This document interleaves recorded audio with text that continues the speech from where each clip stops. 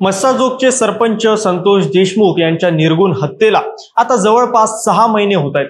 मंगळवारी 3 जूनला या प्रकरणात विशेष सरकारी वकील उज्ज्वल निकम यांच्या उपस्थितीत बीडच्या विशेष न्यायालयात महत्त्वाची सुनावणी पार पडली।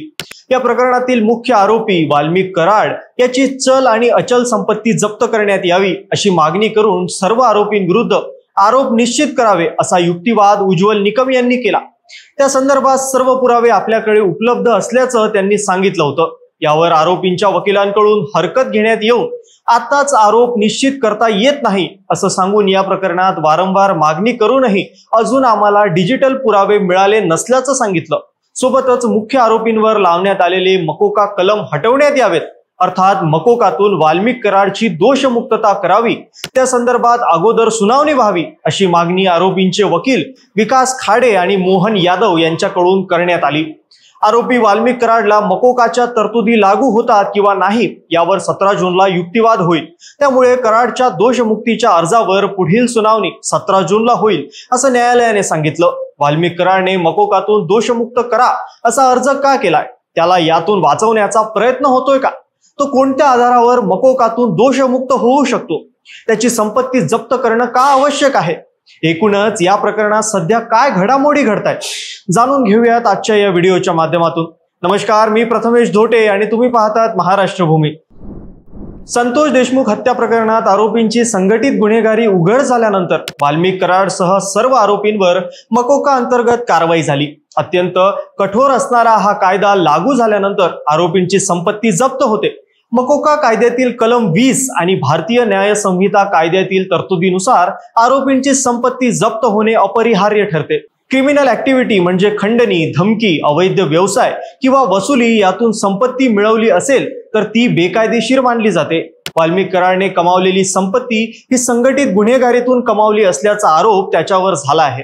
सुरेश धस यांनी वेगवेगळ्या ठिकाणचे संपत्तीचे पुरावे दाखवत वाल्मिक कराडकडे 2000 कोटी रुपयांची संपत्ती असल्याचं सांगितलं होतं। ही सर्व संपत्ती जप्त करण्यासाठी विशेष सरकारी वकील उज्ज्वल निकम यांनी न्यायालयात तसा अर्जही केला। आरोपींची लवकरात लवकर संपत्ती जप्त का करायची, तर त्यांचं आर्थिक बळ कमी करून नेटवर्क उद्ध्वस्त करण्यासाठी, तपासात अडथळा येऊ नये म्हणून, त्यांनी आपली संपत्ती लपवू नये किंवा इतरांच्या नावे करून विकू नये यासाठी न्यायालयाने संपत्ती जप्त करण्याचे आदेश द्यावेत असा अर्ज सरकारी पक्षाकडून करण्यात आलाय। मात्र त्या अर्जावर सुनावणी होण्यापूर्वी वाल्मिक कराडला मकोकातून दोषमुक्त करावे या अर्जावर युक्तिवाद होऊन त्या संबंधीचा निर्णय व्हावा यासाठी आरोपींच्या वकिलांकडून प्रयत्न होत आहे। न्यायालयाने ही पुढील सुनावणी याच अर्जावर होईल असं सांगितलंय। आरोपी वाल्मिक कराडने मकोकातून दोषमुक्त होण्याचा अर्ज का केलाय याबद्दल आता वेगवेगळ्या चर्चा होताना दिसत आहेत। त्याचं प्रमुख कारण म्हणजे वाल्मिक कराड आणि माजी मंत्री धनंजय मुंडे यांचे असलेले आर्थिक हितसंबंध।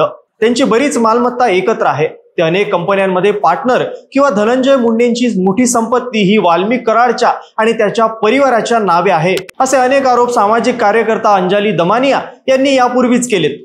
त्या संदर्भात त्यांनी काही कायदेशीर कागदपत्रेही दाखवली होती।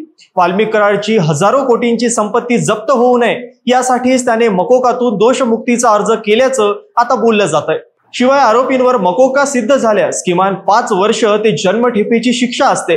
त्यामुळे मकोकातून वाल्मिक कराडची खरंच सुटका होणार का, किंवा एखाद्या आरोपीवर मकोका लागू झाल्यावर त्याची दोषमुक्तता कोणत्या आधारावर होऊ शकते, ती कारणं कोणती, थोडक्यात जाणून घेऊयात। तर पहिलं कारण आहे पुराव्याचा अभाव। मकोका अंतर्गत दोषमुक्तीसाठी सर्वात महत्त्वाचा मुद्दा म्हणजे पुराव्याची कमतरता। जर सरकारी पक्ष आरोपींविरुद्ध ठोस आणि पुरेसे पुरावे सादर करू शकला नाही तर न्यायालय आरोपीला दोषमुक्त करू शकते। मकोका अंतर्गत गुन्हा सिद्ध करण्यासाठी संघटित गुन्हेगारी टोळीशी संबंध, गुन्ह्याची सातत्यपूर्ण पद्धत आणि गंभीर गुन्हा अशी निगडीत असल्याचे स्पष्ट पुरावे सादर करावे लागतात। दुसरं महत्त्वाचं कारण आहे कायदेशीर त्रुटी। मकोका अंतर्गत खटला दाखल करण्यासाठी काही कायदेशीर प्रक्रिया पाळाव्या लागतात, जसे की वरिष्ठ पोलीस अधिकाऱ्यांची मंजुरी। जर ही मंजुरी योग्य पद्धतीने घेतली गेली नसेल किंवा प्रक्रियेत काही त्रुटी असतील तर बचाव पक्ष या मुद्द्यावर आरोपींची दोषमुक्तता मागू शकतो। तिसरं कारण आहे साक्षीदारांचे खंडन। जर सरकारी पक्षाचे साक्षीदार विश्वासार्ह नसतील किंवा त्यांच्या साक्षीत विसंगती आढळल्यास तर बचाव पक्षाचा फायदा घेऊन दोषमुक्तता मिळू शकते। मकोका अंतर्गत कबुली जबाब हा महत्वाचा पुरावा मानला जातो, परंतु जर कबुली जबाब सक्तीने घेतला गेला असेल किंवा त्याची विश्वासार्हता कमी असेल तर तो न्यायालयात टिकत नाही. मकोकातून दोषमुक्त होण्यासाठी बचाव पक्षाचा युक्तिवादही महत्वाचा ठरतो. बचाव पक्षाला संधी असते की ते आरोपींच्या निर्दोषपणाचे पुरावे सादर करू शकतात किंवा सरकारी पक्षाच्या पुराव्यांना आव्हान देखील देऊ शकतात. यामध्ये आरोपी त्यावेळी गुन्ह्याच्या ठिकाणी नव्हता, साक्षीदारांचे खंडन किंवा तांत्रिक त्रुटी दाखवणे या गोष्टींचा समावेश होतो. या प्रकरणात न्यायालयाचा निकालही तेवढाच महत्वाचा ठरतो. मकोका अंतर्गत खटला हा विशेष मकोका कोर्टात चालतो. जर सरकारी पक्ष सबळ पुरावा सिद्ध करू शकला नाही तर न्यायाधीश आरोपीला दोषमुक्त करू शकतात. एखाद्या आरोपीच्या दोषमुक्ततेचा निकाल हा पुराव्याचे मूल्यमापन, कायदेशीर प्रक्रिया आणि साक्षीदारांच्या विश्वासार्हतेवर अवलंबून असतो. त्यात जरी आरोपीला मकोका अंतर्गत दोषी ठरवण्यात आले तरी तो उच्च न्यायालयात किंवा सर्वोच्च न्यायालयात अपील करू शकतो.